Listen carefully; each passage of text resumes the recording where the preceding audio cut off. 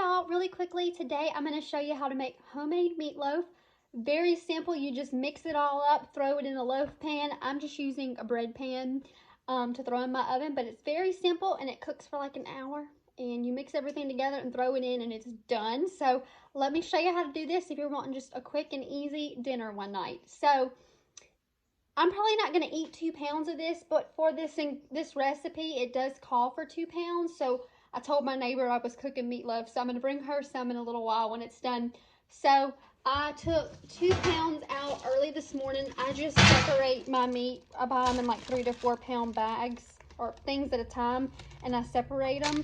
And yes, this is a pound. I just didn't have any smaller ones when I was still doing this. So you're just going to dump your 2 pounds of ground beef into a little mixing bowl. A mixing bowl and a bread pan is really going to be the only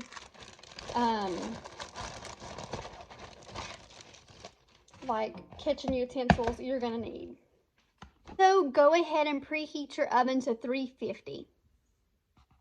I'm going to crack open, you're just going to need 2 eggs. Just crack your 2 eggs and put that in there with your meat.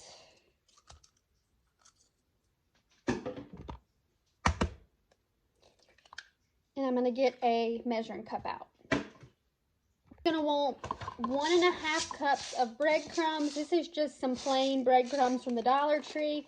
I bought this little container because I don't use breadcrumbs often, so I didn't want to have a ton left over. But you're going to do 1.5 cups of that, and I'm going to sweep my floors when I'm done. So if these breadcrumbs get everywhere, it's okay. And then 1/2 cup.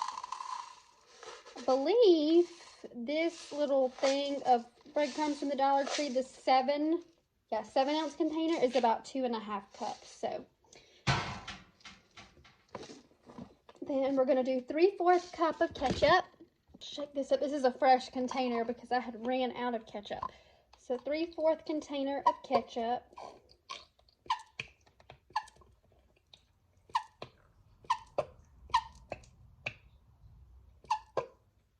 All right. I keep getting spam calls, y'all, and I hate when I get spam calls. You're going to need 1/2 cup of water, warm water.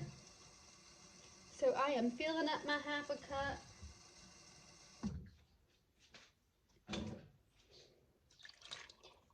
And then you need 1 envelope of onion soup mix. I just have the off-brand, but you can get it, the Lipton, but that is the Dollar Tree one, and it's exactly the same thing.